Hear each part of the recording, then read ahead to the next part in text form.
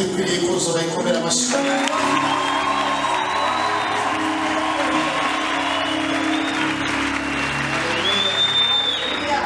Hallelujah. Hallelujah. Haguruke ushake abantu batanu babwire ngo uyu munsi n'uwanjye Imana yandemeye. I want you to stand up and tell 5 people that this is my day that God created for me.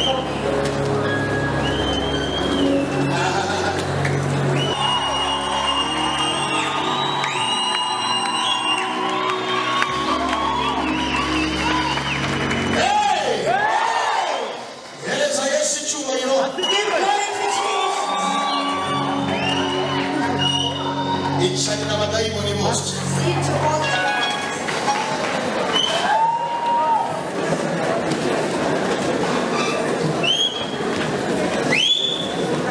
Ukanya napo Imana yacu irazerekana icyubahiro cyayo muri twebwe. Abaririmbyi mwaririmbye mbona ijuru rirahumuye.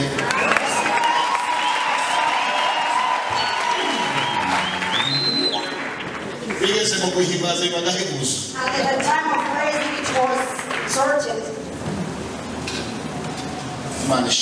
Praise God. Bishop Masengo. Leadership Foursquare. And the whole leadership of Foursquare. May God bless you. To think that you might come to be a blessing. You did well. Without delaying, let us read the God. In the book of Joshua, chapter 3 verse 7. Joshua, chapter 3 verse 7.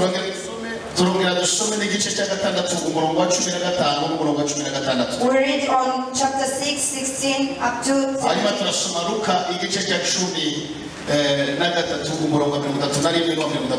Then we read in Luke 13:32.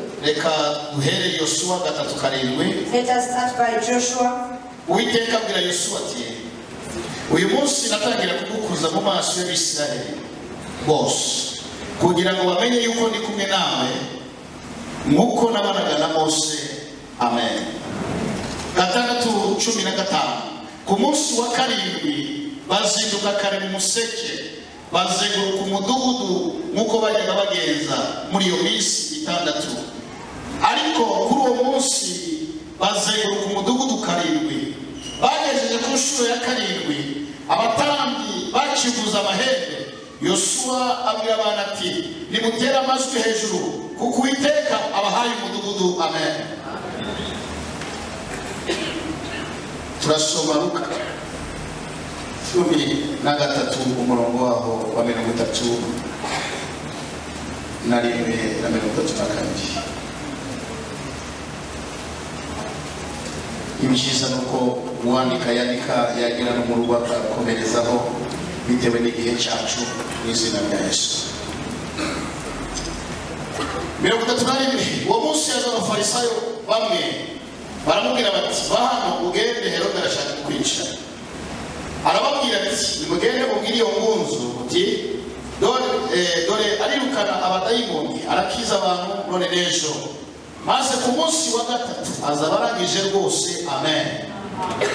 Duhereze Imana icyubahiro. Let us give glory to God. Data ndagushimiye. Father, I thank you. Izina ryawe niryubahwe. Your name be honored. Ubwami bwawe nibuze. May your kingdom come. Imitima yacu tuyerekeje kuri wowe. We show your heart to you. Udufashe kuko waduhaye umufasha. Help us as you give us a helper. N'imitima yacu. So that to be with our hearts. Afashe buri wese wageze hano. To help everyone here. Afashe n'ugiye kugabura iri jambo. To help the one who is going to share the word. Mana nishize mu biganza byawe. Lord, I put myself in your heart. Amen. Amen. Imana ihabwe icyubahiro. Praise God. Ntabwo Imana ishobora gukora ikintu icyo ari cyo cyose. God cannot do anything itabanje kugisha inama intumwa zayo cyangwa abagaragu bayo without advising from his sake. Niyo mpamvu mbere yuko uhabwa cyangwa mbere yuko habaho ikintu icyo ari cyo cyose mu buzima bwawe. It is the reason why for you anything to happen to your life. Imana iragutegura. God prepare you. Igategura n'umuntu. And he prepares someone uzaza kugufasha. Who will come to help you. Cyangwa uzaza kuzuza icyo Imana yateguye ku buzima bwawe. Or who will come to fulfill what God has planned to your life. Imana ishimwe. Praise God. Ko hari umuntu uri gutegura ku bwawe. Because it's preparing someone because of you. Mose yateguye Yosuwa. Moses prepared Joshua. Amaze gutegura Yosuwa.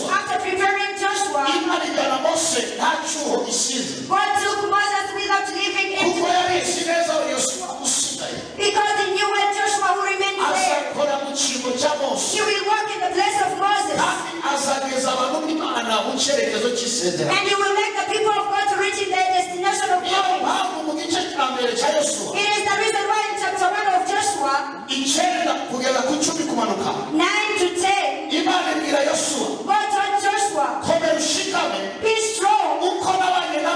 How I have been with Moses. To mean that the reference of God, he put it on Joshua and Moses. The way I've been with Moses, it is how I'm going to be with you. It is to mean for Joshua having a trust that God who has been with Moses, he cannot miss to forsake him.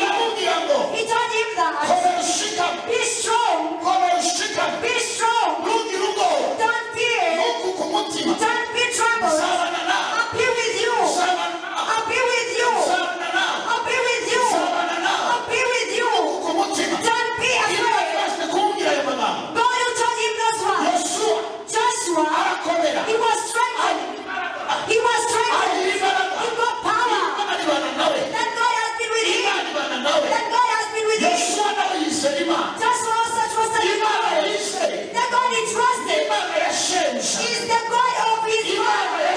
Is the God of his master. Is the God of his master. The Bible says that. If you read in 2 Kings chapter 5 verse 1, Ishiria, they took a lady. They took her from Samaria. They took her to Samaria.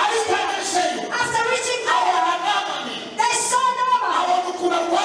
She saw how he was sick. She saw how he was sick. He told the man, I wish if my father get to know that at Samaria there is a priest. He can heal his sickness. He can heal his problem.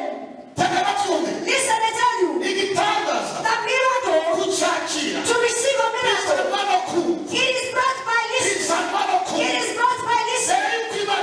Before God do something, he first sends someone, or he visits you, so that he can fulfill what he has said to you.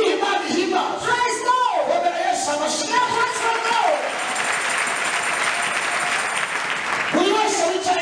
Everyone who is sitting here, you have someone God is preparing to visit you.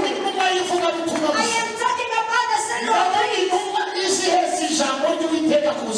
one who are going to come in bearing the word of God to your life. Hallelujah. Hallelujah. I am talking about a messenger who carry a good news to your life. There is a messenger who is here. Who is here. Who you not see with your eyes. Who you not listen with your eyes. Who you not hear.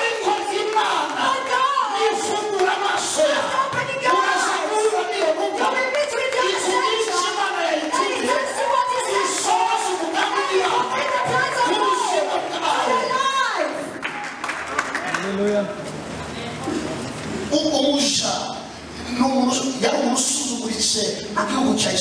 A servant was a chief person in Israel. For the boss to listen from him. It is because the time of rescuement were to enter in his house. Then she told the husband to not stand on your stone. Obey what this lady is speaking about. Then you stand up. Then you go. God will be with you. He went because of obeying. He went to seek for the prophet. After reaching there, he was not found empty-handed. God fulfilled what he planned. Faith which is brought by listening. God will not miss to let you go. In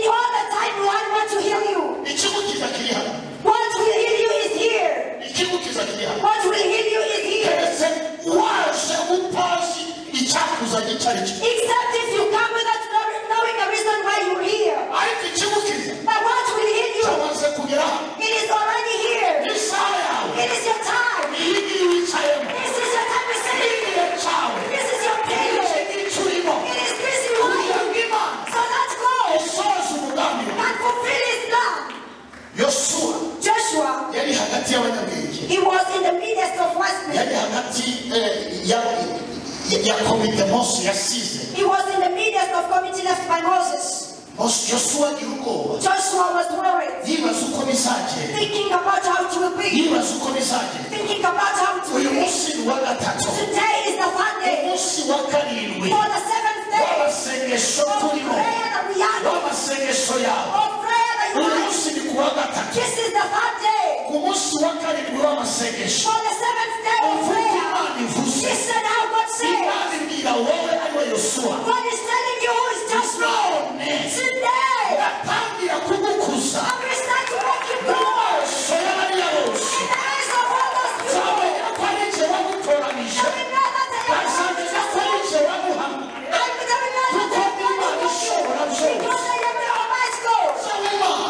Imagine when God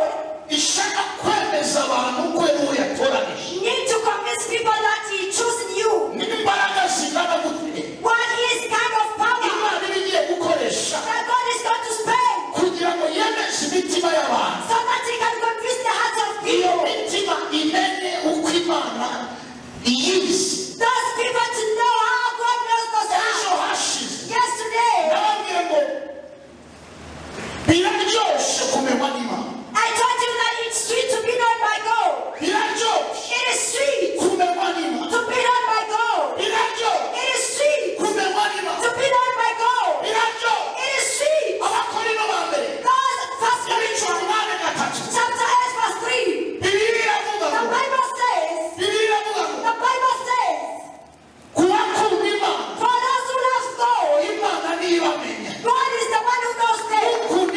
The one who loves God, he gets to be known by God. Those who love God, he is known by God. God knows him because of the relationship they have. Because of the relationship they have. Because of good moment they have. God can come down. God can have sour. Do whatever can happen. When God knows you, your history has changed. To be known by God. Choir called him away from Giseon. He called that the battles are fighting him. It is a strong battle. If it were to be physical battle, I were to call my friend. I were to call the brethren. I were to call my friend to come and help me. But the battle I am fighting, it is not simple. It is greater than eyes. Yesterday I told you that we are working as physical people. We are not fighting in the way of people. Because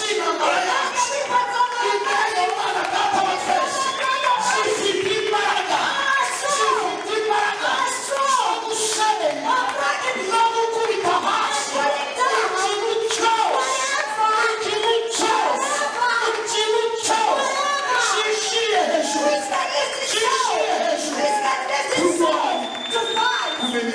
against loving God.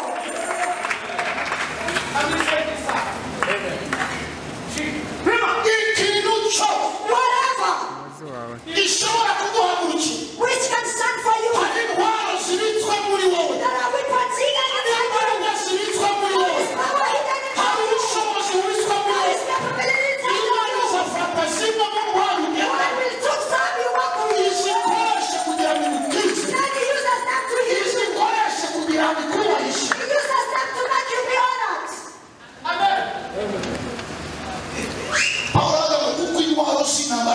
Paul says because the weapons of our battle are not like people's battle. Maybe a person can meet you. I gave an example of a young boy who have few weights. As how Goliath saw David and laughed at him.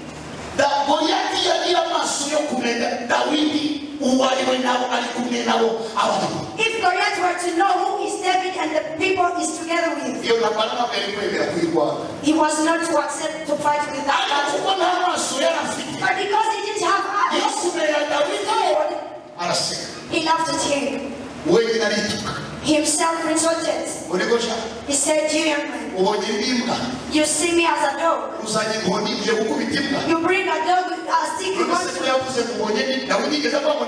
Is David said that Goliath is a dog? He minimized himself. He undermined himself. He started seeing that David is a great man. Amen. Amen.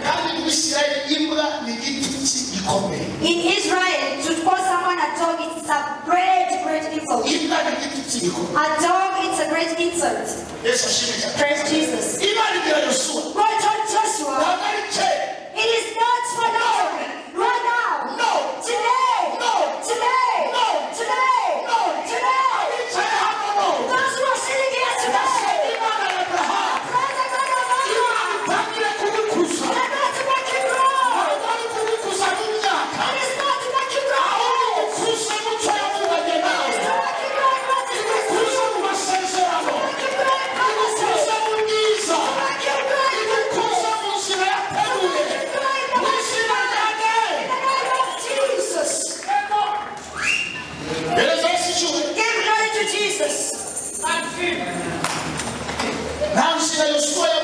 There is no way that Joshua was seeing.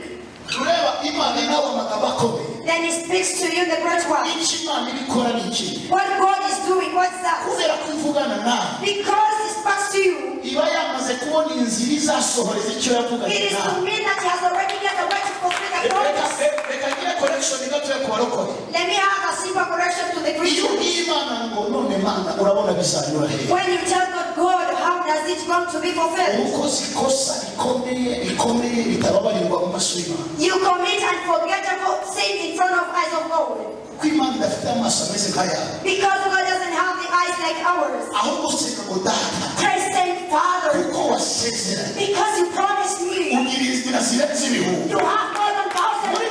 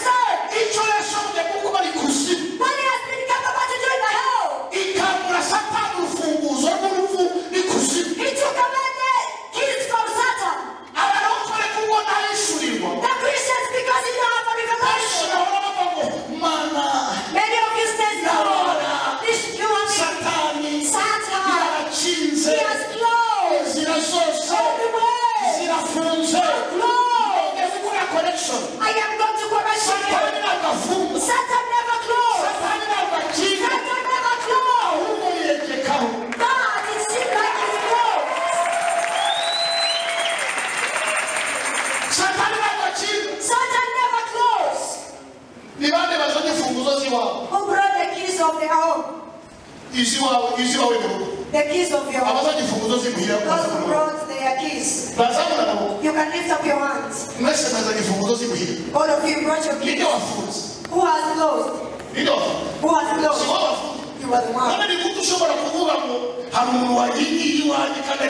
So how can you say that someone has closed to me while you are the one who closed? The one who is behind you is saying, they closed.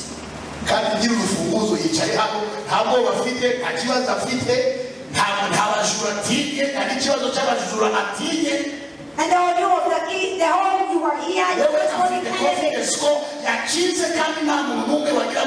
you have confidence that you have closed.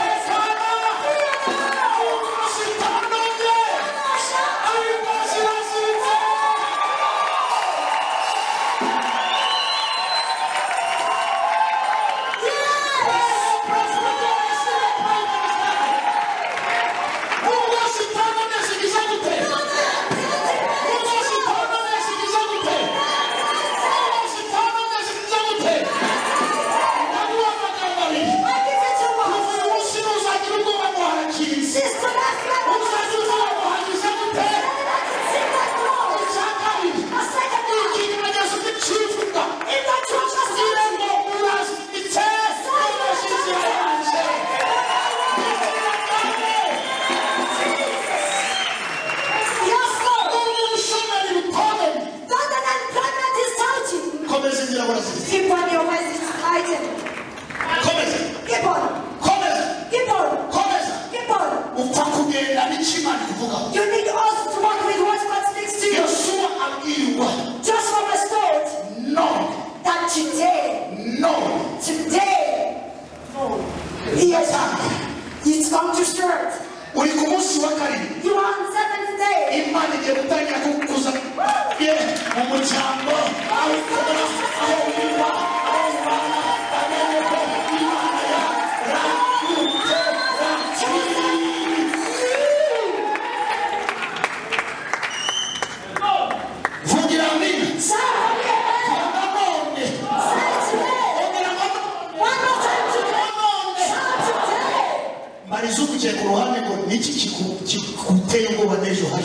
Ask the people next to you what terrifies you of yesterday. Yes, Jesus said, the past, never mind. Not past, never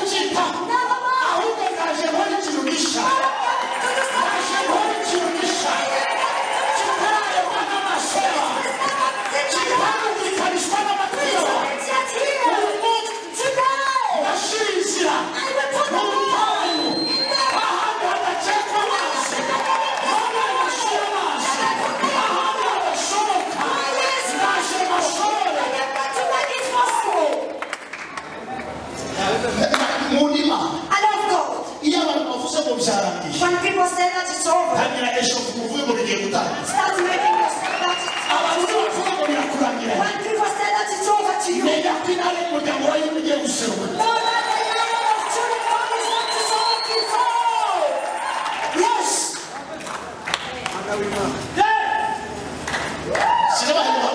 I gave you the testimony yesterday. Hallelujah. Hallelujah. When a person tells you that, I will never can help you. I will never can pay for your tuition. The rent I used to give you, I stop it.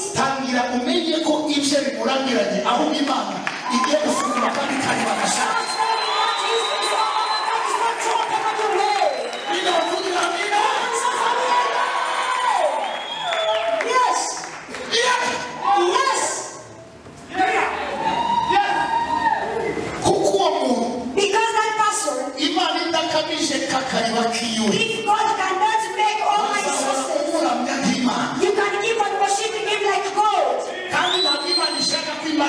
And God doesn't want that His power. We can make it hungry. We astonish even others. Yes. It's understandable. Hallelujah. Is it understandable?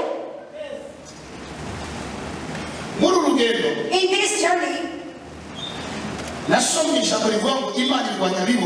read the word which says that God is against the cookish people, but God gives for His mercy those who are humble. Praise Jesus. Praise Jesus. Praise Jesus. Praise Jesus. Praise Jesus. In 2004,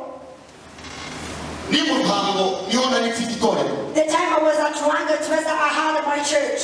A pastor closed with his mercy.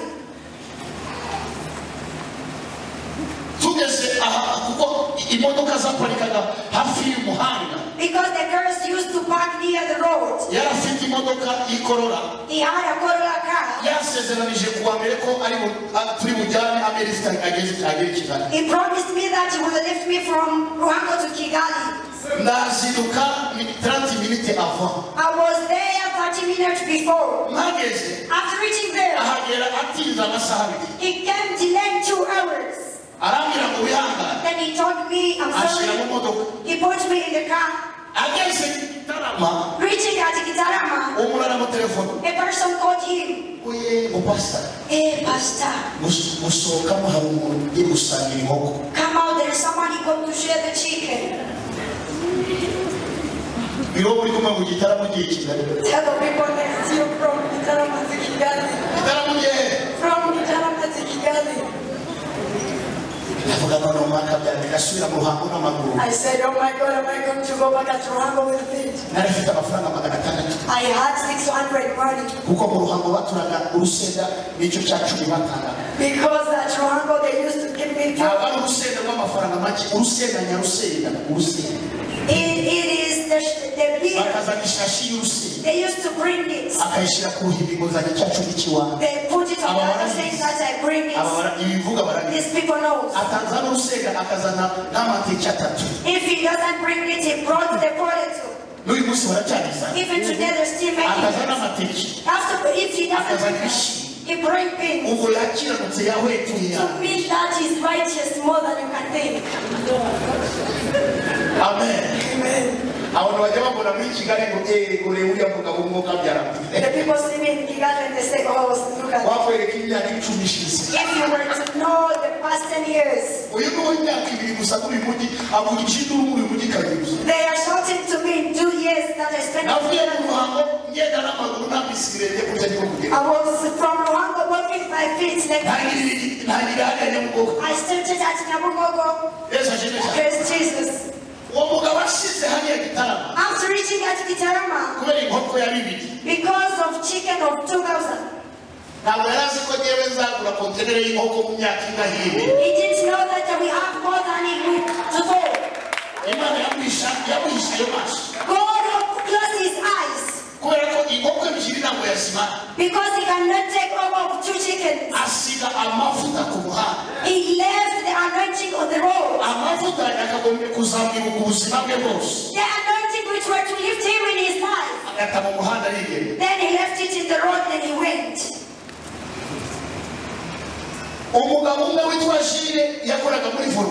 The man called Shil, he used to work at Volcano.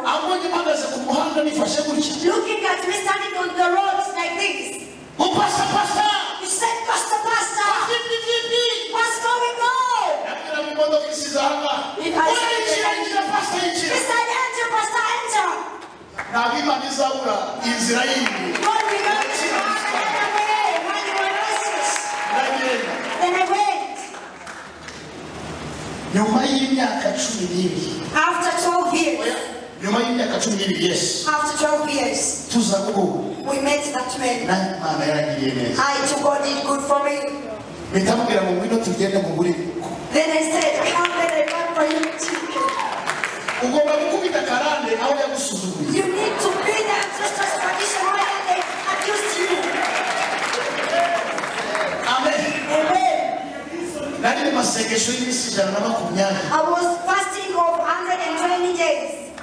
The Bible said that God told to Israelites, then they said, I'm going to give you chicken you eat. They are going to bring for you 2 chickens. You're going to eat. You are not going to eat. No, I'm fasting.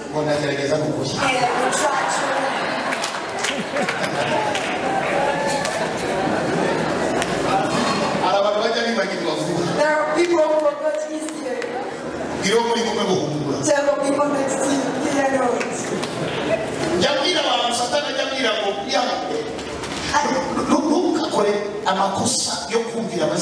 so don't commit a mistake of respecting the will of demons, because your tomorrow is greater than today. And it's well prepared. And the one who prepared it is God. You are the one to sit there. Amen. Amen. Then he ate. He ate. He left 3 weeks only.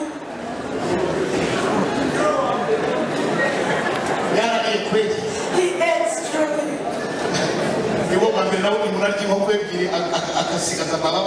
It was my first time to see a person eating 2 chickens, left him 3 weeks only. Praise Jesus. Then I told him the reason why I bought for you the chicken is because